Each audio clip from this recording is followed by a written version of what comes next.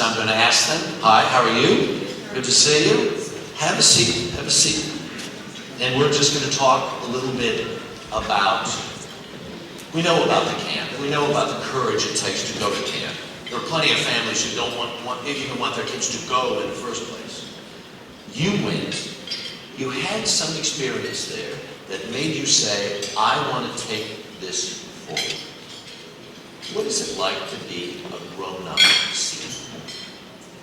Well, it's very interesting that you asked this question because we were talking before coming here to everyone at the reception, and everyone's surprised, oh, you went to camp in 1999? So people, they can't realize that these people grow up, that they're not kids anymore. We keep thinking, and it's true, because at camp every year you have people that are 14. Every year they're 14 or 15.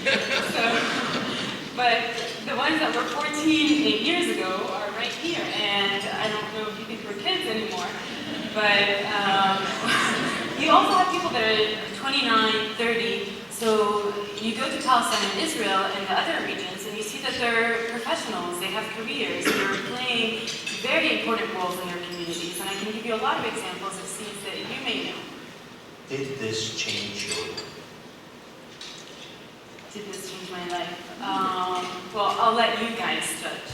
I went to Seeds of Peace in 1999, I was there before, and then I went back in 2000, and I participated in a lot of workshops, a lot of conferences with Seeds of Peace, and after that, with the help of my Seeds of Peace counselors and the organization, I attended the University of Virginia for 4 years.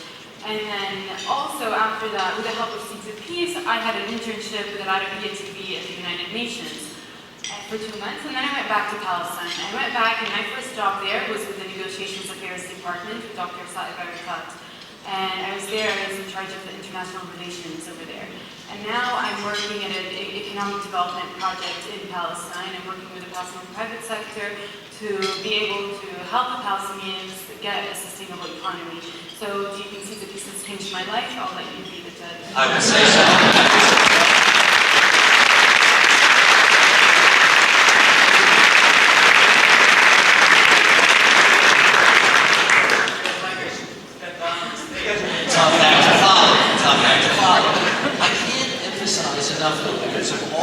That I met up there, each one, and even when I went back and talked to the alums, it takes a certain act of courage to say, I'm going to stand up from the rest, and I'm going to be about building bridges. What is it like? You work for the Army, you work for Army Radio. What is it like to be a bridge builder? You find yourself in a minority, and that's not an easy place to be in. And you find yourself fighting for something you believe in that not many other people believe in. And then every touch of support that you get from people is what gives you the willing to go forward. And the fact that I have a Palestinian friend supporting me means more than any other support that I have. Because I can have my Israeli friend supporting me, I can have people from the United States supporting me, but the fact that I have someone who was supposed to be my enemy, and before Raya and I met, we were considered enemy. Now, I get my support from Raya, and I try to give my support to her back. And that is more strong than any experience that you can ask for. And if I want to believe in something, this is something that gives me the courage to keep on working to what I'm trying to achieve. The most important support, the most important unity comes from your Palestinian friends. Have you been to this camp? Would you have Palestinian? I doubt it. How do you make seeds like the two of you who have this relationship?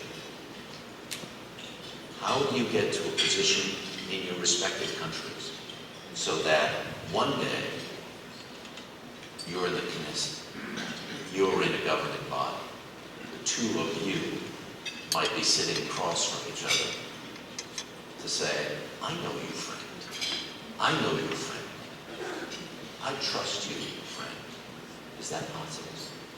It's a very possible scenario, but I don't know. I do not want to wait until that day comes. Because Raya and I have a few more years to go through until I'll be a member of the Knesset.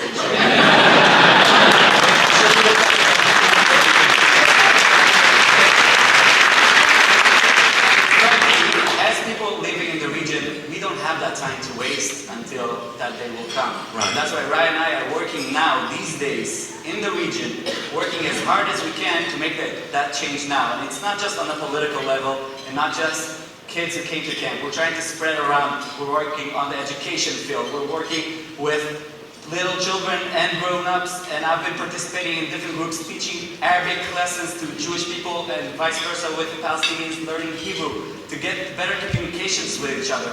We're taking courses that teach facilitation skills and mediation skills to build professionals both on the Israeli and Palestinian societies in order for us to take that next step, to go to the next level of bringing more and more people together and not wait for that day that Brian and I will sit across to each other, because we don't have that time to wait. We want to make a change now. That's what Martin Luther King.